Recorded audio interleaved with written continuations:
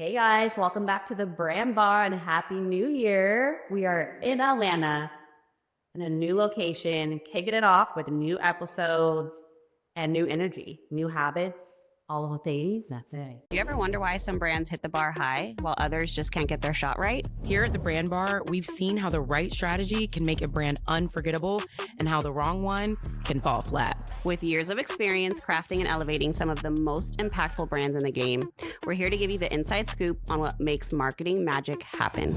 We're not just sharing wins, we're serving up the strategy behind them so you can build a brand that breaks the mold and raises the bar for what's possible. This is the Brand Bar Podcast, hosted by yours truly, Katrina Joe and Jakiya Brown-Chow. You guys sent in some amazing recommendations on some episode titles and some subjects that we should talk about at the end of last year.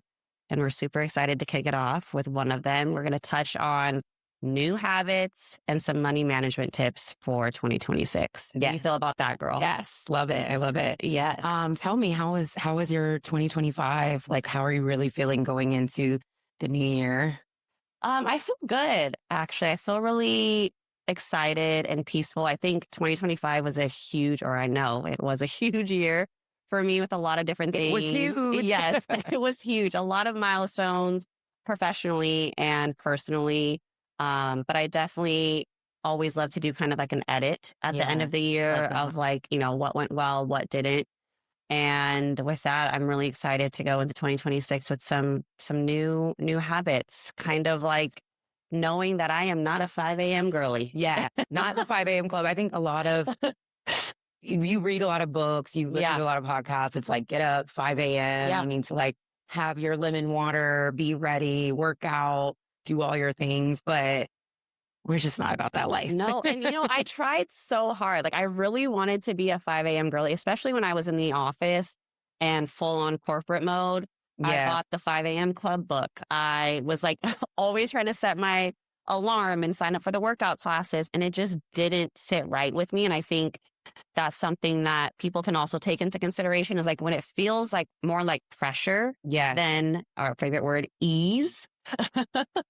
Then like, it's okay to tweak that. And if you're not a 5 a.m. girly, like do the habits that work for you, for your lifestyle, for your career, because it's not one size fits all. Absolutely. Yeah. And I think there's a lot of pressure in the new year, starting over, new year, new me, New Year's resolutions. And for me, it's like, I like to audit quarterly.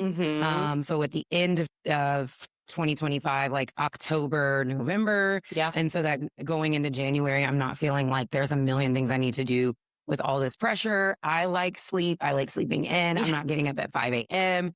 Most of the times I'm on GMT. So in Senegal, and I'm 5-6 hours ahead, sometimes 8 if it's LA of the world. So if I'm up at 5 a.m., it's like 1 a.m. Right. over in the States. And it's like, what am I doing? So also adjusting to that, like slower life. And I know there were a couple questions about starting an entrepreneurship, sustaining and growing your brand, and then like when you're in the groove. And I'm in that part where I'm like more in the groove.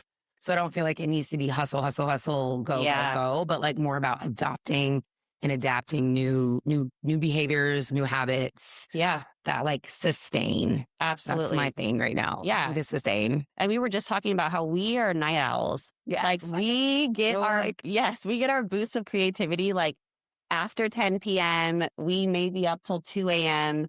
and knocking out decks. Doing a deck at 2 a.m. Yeah, I know. It's like, you're just in the flow. It's quiet. No one's bugging you. Something about like just that late night, burning the late night oil, as my grandma would say. Yeah. Midnight oil.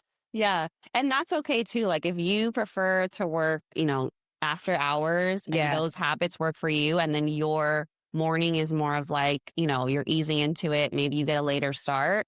Like, I just don't want people to feel like going into entrepreneurship, or even if you're going into a new corporate setting, that like you have to be an early bird. You have to stick to the schedule. You have to, do the breakfast one way. Exactly. And that equals success. Right. And then especially for women, if you have kids, if you don't have kids, if you're married, like just your lifestyle and what you what you want. Like, how do you envision your life? How do you envision your day? Like, what's your perfect ideal day? Mm-hmm. And like taking it day by day versus like Monday through Friday has to be this. I think it's a very corporate mindset. And with entrepreneurship, it just doesn't always go like that. Yeah. And even as humans with seasons, like your routine can change with the season. I know in the wintertime, I am a lot more slower paced. I like to kind of just, have my quiet time a little bit more. I like to stay inside more. Summertime, I have energy. I'm outside. Yes.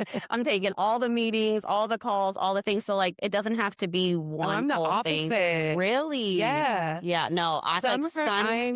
Like, well, I'm outside in summer, but winter, I'm not. Like, I'm locked in, hibernating, working on decks, doing the numbers, looking at the business. But I'm like, I think I'm going a bit faster in winter, not Got it. Yeah, no, I like to it's kind of like a wind down. The heat slows me down. Okay, the sun, like I'm also a Leo. Yes, the sun, I'm a summer baby. I love the sun.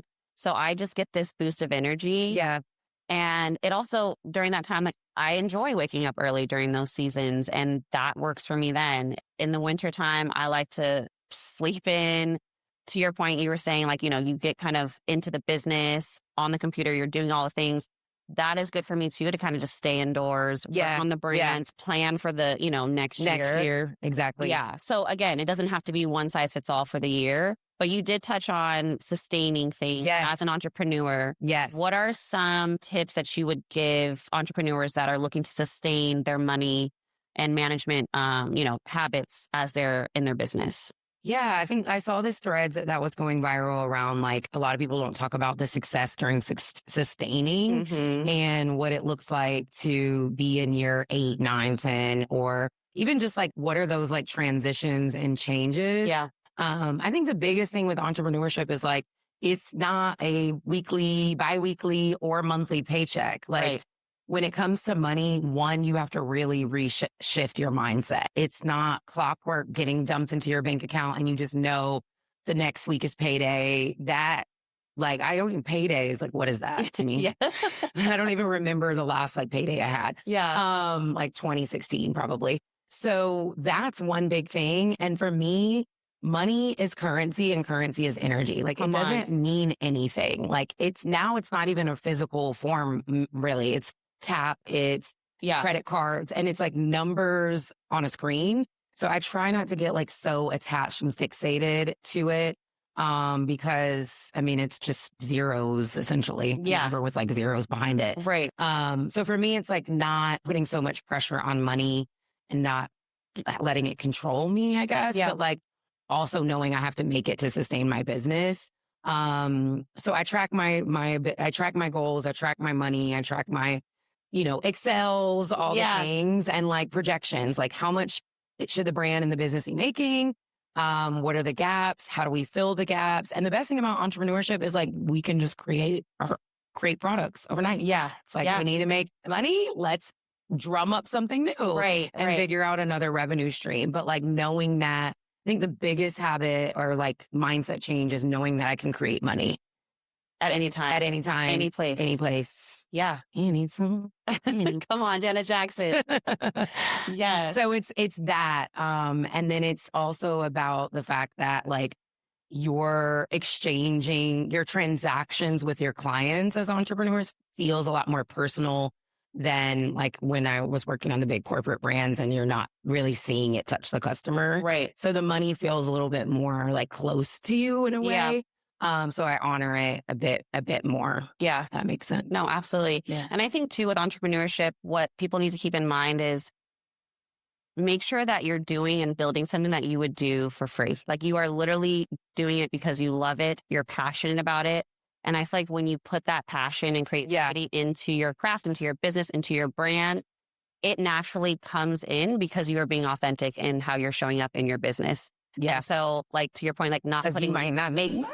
Right. And there may be times where you're like, I'm investing. I'm not seeing a return for 6 months, maybe a year. And then boom, you have that payday or that paycheck, but you loved doing it. You were learning, you're passionate about it. You were building your network and that's okay. Because those stages come at all different times of entrepreneurship. Yes. Yeah. And then you'll get like, I remember the first time I got like 50K dumped into my bank account from one project. And it's like, oh my God, like I got $50,000. That was my salary when I started L'Oreal in 2011, right? So you have these concepts of what 50,000 is, what 100,000 is. My brand hit a total revenue $1 million. Last year, we hit a total brand revenue $1 million. Yes. Kind of. But then you think like, oh, I'm a millionaire and what's that going to feel like? And it's like, I don't have $1 million in my bank account, but I know that my business can create $1 million. If it can create $1 million, it can create 10. 2, 3, 4. Yes. Period. Yeah. So like, it's more about understanding that you can create it and that it can keep flowing versus like, for me, like having it and like hoarding it and keeping it. Yeah. So, and that scarcity mindset, you can't have that. I know it's hard though. It is. But I also want a habit that I started doing last year is anytime I spend money, whether it's literally paying a bill from my account, mortgage, paying a business expense, whatever it is, I say something positive in my mind of like, this comes back to me tenfold. Yes. This comes back to me in abundance. I am, instead of being like, oh, I can't spend this $100. I can't letting it go. Because I feel like when you have that, and to your point, you're holding it so close to your chest, you're living in that scarcity mindset. Like live in that abundance. And you may literally be like, I don't know when I'm getting my next paycheck, but I know it's coming. Yeah. And that's okay. That energy, I feel like definitly does return, especially in entrepreneurship. Yes. So I like hoard money in places too. Because why not? So like I think I maybe have 3 or 4 checking and savings account, money market accounts, investment account, retirement account. Yes. Then I have wads of cash like stashed in places, not in my house. But like, and because even when I come to the States, right, because I'm working usually between 3 currencies. So when I come to the States, I'll have like a wad of USD stashed somewhere. So I'm like, okay, I have money, I'm rich. Like I had all this money. I didn't even think about it or know about it. So when I'm having a successful month or quarter or boot camp or client project, like taking that and kind of dispersing it out versus like blowing money fast. Yeah. No, I love it. Yes. What about you? Like, what's a hard lesson you learned about money, whether it was like for your business or like even with brands, like with budgets? Yeah. I mean, I definitely, that's with brands and budget, I'll get to that in a second. But personally, obviously, if you're on the corporate side, like use all of your benefits, invest in your retirement, all of the savings accounts, all of that. But I also realized for a long time, I was always like, I had to stick to 20% of my paycheck was going to savings every paycheck. And we were talking about this last night where like, you have to also be open to knowing that like life and business shifts. Yeah. So if you're building a business, you may be able to save an entire paycheck in 1 month and be like, I'm great. And then there's another month where you're like, I have to spend this entire thing. Yeah. So not always giving yourself that stress or that pressure of like, every time I get money, it has to be this. Yeah. This amount going into savings, this percentage. It's not realistic. And you touched on it earlier, just really doing an audit, whether that is a weekly one, a quarterly one, that really worked for me in the sense of personal savings and personal accounts and all of that.